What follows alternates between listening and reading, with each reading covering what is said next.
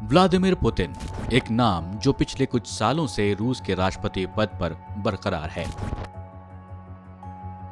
वही पुतिन जिसने यूक्रेन पर हमला कर पूरी दुनिया के सामने अपनी ताकत का लोहा मनवाया। लेकिन दुनिया के सबसे ताकतवर इंसानों में शुमार पुतिन के बारे में जो दावा किया जा रहा है वो वाकई चौंकाने वाला है। कहा जा रहा है कि रूस के राष्ट्रपति व्लादिमीर पुतिन कैंसर से जूझ रहे हैं और उनके पास अब 2 या 3 साल की ही जिंदगी बची हुई है। पुतिन इस समय 69 साल के हैं। एक ब्रिटिश अखबार में छपी रिपोर्ट में यह दावा Russian federal security services FSB के एक ऑफिसर ने किया है। इस ऑफिसर ने यह दावा किया है कि पुतिन को डॉक्टर्स के जरिए यह बता दिया गया है कि अब उनके पास वक्त कम है क्योंकि उनकी कैंसर की बीमारी तेजी से बढ़ रही है। साथ ही दावा है कि पुतिन की आंखों की रोशनी भी कम होती जा रही है। रूसी ऑफिसर ने यह भी जानकारी दी है कि पुतिन सिर दर्द की बीमारी से जूझ रहे हैं और जब भी वो टीवी पर कोई भाषण देने के लिए आते हैं तो उन्हें बोलने के लिए बड़े बड़े अक्षरों में कागज पर लिखे हुए भाषण की जरूरत होती है ताकि वो आसानी से उसे पढ़ सकें।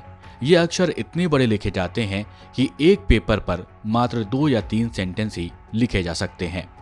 साथ ही यह भी दावा किया गया है कि पुतिन के हाथ और पैर भी कई बार काफी तेजी से कांपने लगते हैं कि उन पर नियंत्रण कर पाना काफी मुश्किल हो जाता है।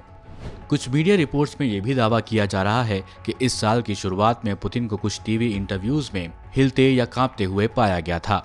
ब्रिटिश अखबार मिरर के मुताबिक पुतिन पिछले हफ्ते बेलारूस के राष्ट्रपति अलेक्जेंडर लुकाशेंको से सोची में मिले थे। सोची रूस में ही एक शहर है जहां पुतिन के पैरों के एक ऑकवर्ड मूवमेंट को देखा गया और कैमरे में कैद किया गया।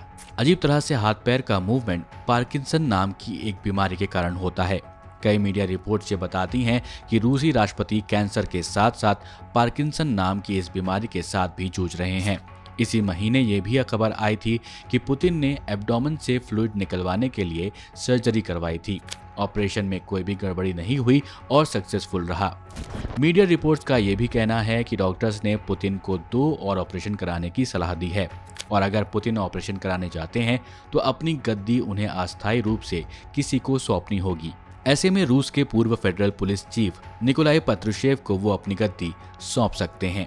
वहीं दूसरी तरफ रूसी विदेश मंत्री सर्जी लैवरोव ने राष्ट्रपति पुतिन के बीमार होने की अटकलों को सिरे से नकार दिया है।